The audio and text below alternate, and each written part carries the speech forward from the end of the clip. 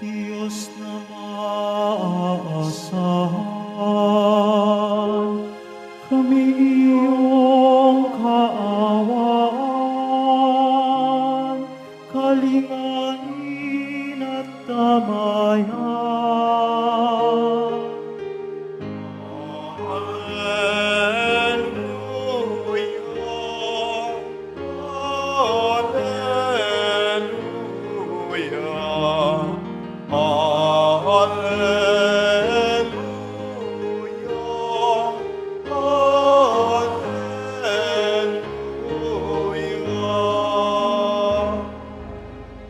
Sumainyo ang Panginoon. At sumaiyo rin. Ang mabuting balita ng Panginoon ayon kay San Lucas. Papuri sa iyo, Panginoon. Noong panong iyon, samantalang dumadaragsa ang libu-libong tao, ano pat nagkakatapakan sila, nagsalita muna si Jesus sa kanyang mga alagad, "Mag-ingat kayo sa libadura ng mga Pariseyoy. Ito'y ang mapag-imbabaw. Walang natatago ang dinalalantad at walang nalilihim na hindi nabubunyag. Anumang sabihin ninyo sa dilim ay maririnig sa liwanag, at anumang ibulong ninyo sa mga silid ay pagsisigawan. Sinasabi ko sa inyo, mga kaibigan, huwag ninyong katakutan ang mga pumapatay ng katawan at pagkatapos ay wala nang magagawa pa. Sasabihin ko sa inyo kung sino ang dapat ninyong katakutan. Katakutan ninyo yaong pagkatapos na pumatay ay may kapangyarihan pang magbulid sa impyerno.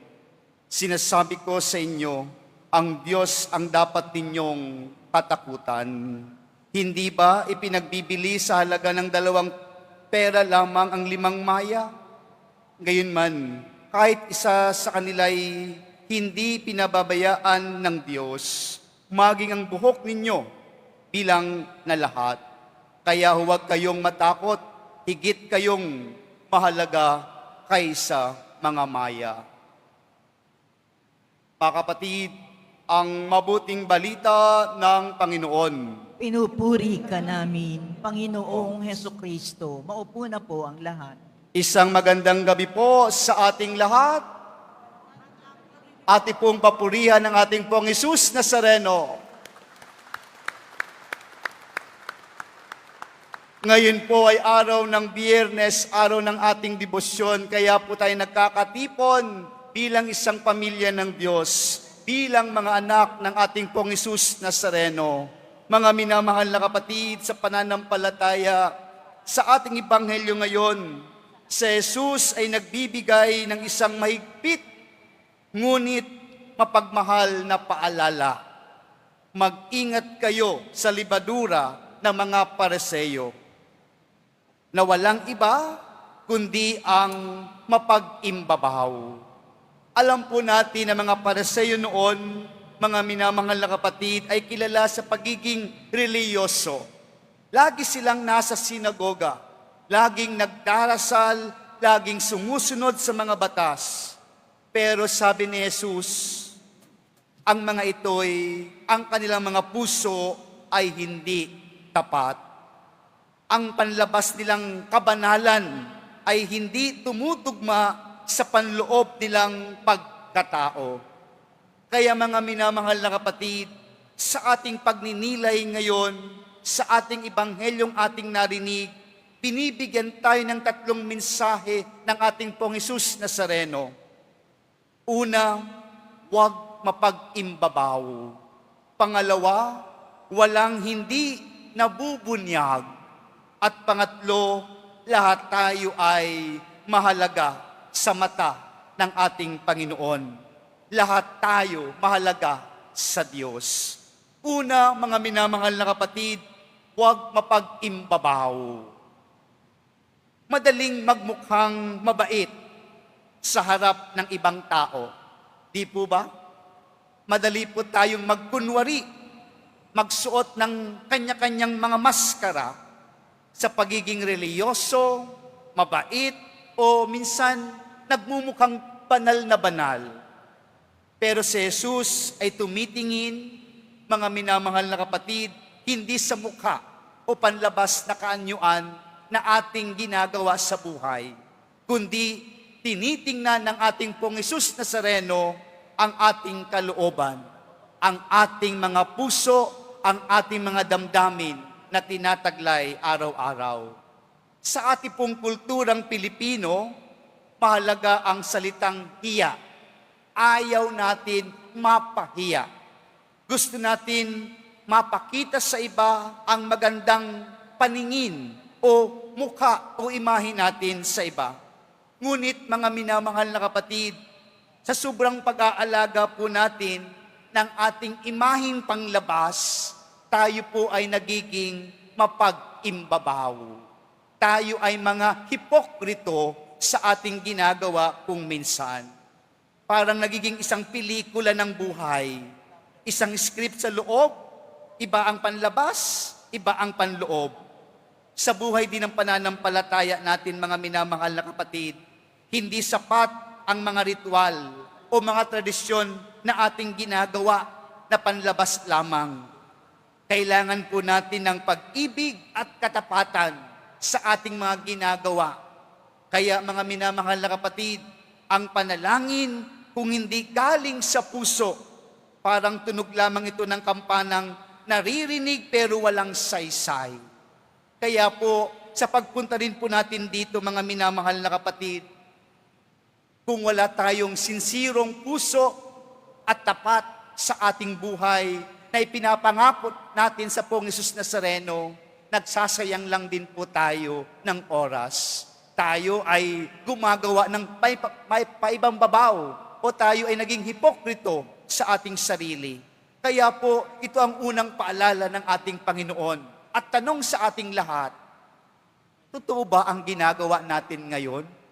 Totoo ba ang aking pagsisimba? Totoo ba ang aking pagdidibosyon sa Pong Hesus Nazareno? At kung ganun, mga minamahal na kapatid, ano ang nagbabago sa ating buhay? Nagiging tapat ba tayo sa ating panampalatayang niyayakap natin mula sa ating Panginoon, ang biyaya ng katapatan at pananampalataya na dapat nating taglayin sa buhay natin araw-araw? Huwag mapag-imbabaw. Mga minamahal na kapatid, unang paalala, magpakatotoo ka sa harapan ng ating Pong Hesus Nazareno. Magpakatotoo tayong lahat sa harapan ng ating Panginoon.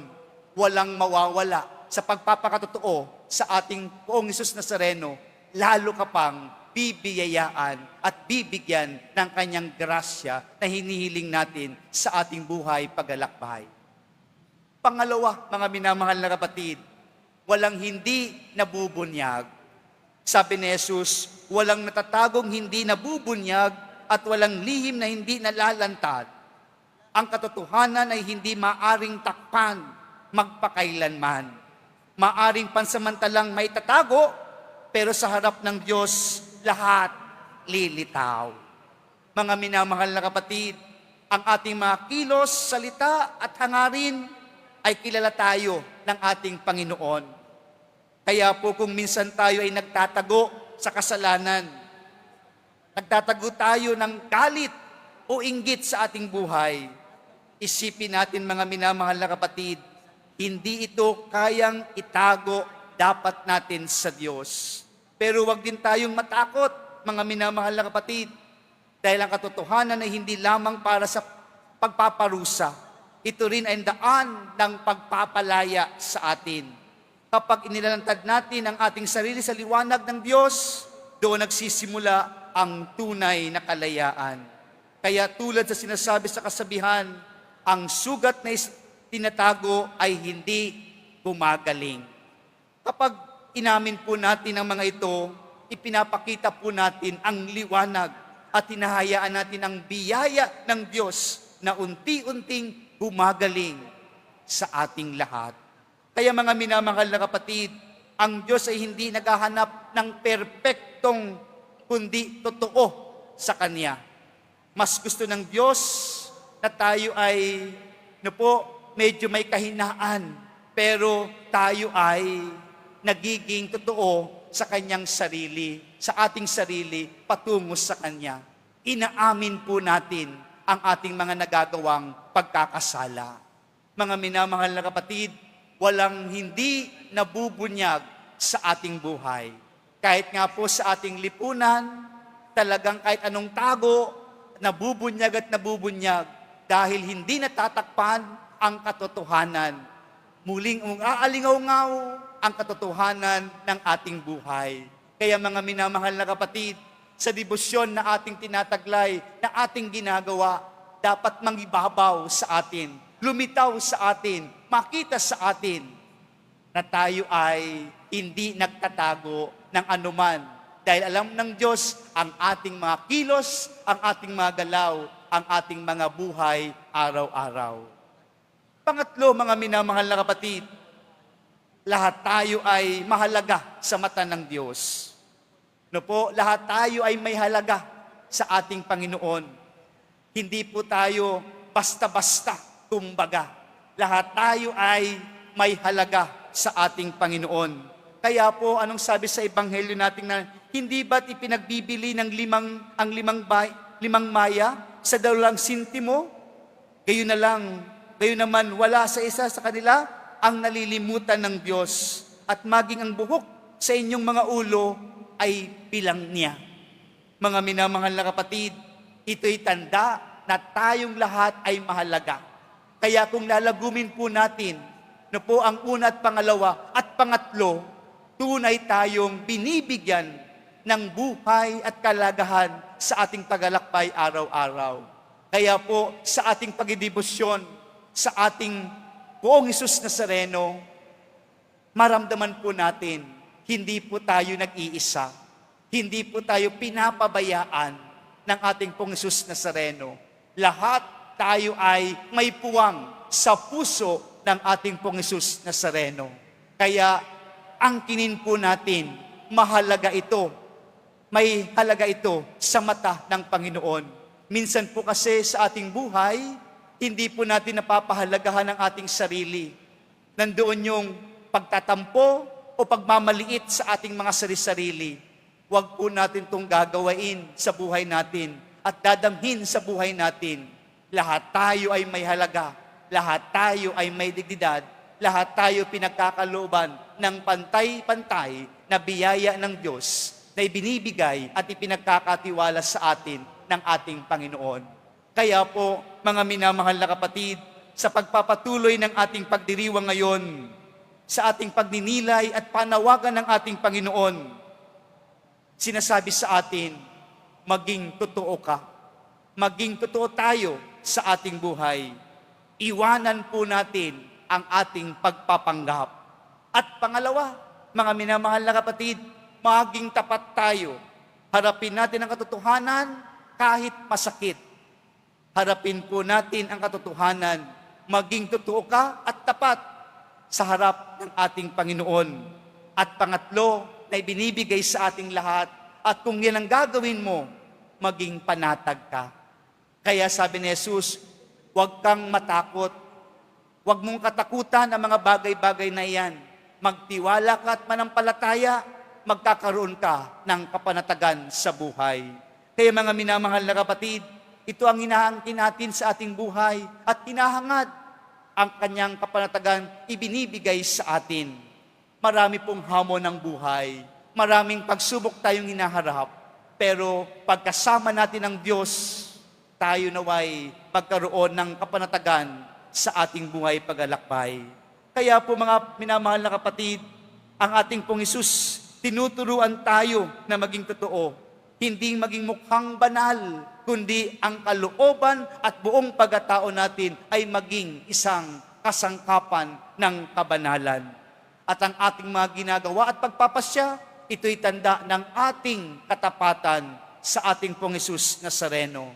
At tayo'y makakaramdam ng kanyang ibinibigay sa ating kaligayahan o kapanatagan sa bawat araw at takbang ng ating buhay. Kaya muli, mga minamahal na kapatid, nandito po tayo ngayon sa kanyang dambana. Dala ang ating mga papurit pa salamat at gayon din ang ating panalangin. Nawa sa ating panalangin, ito ang ating matanggap sa ating pagdidibosyon.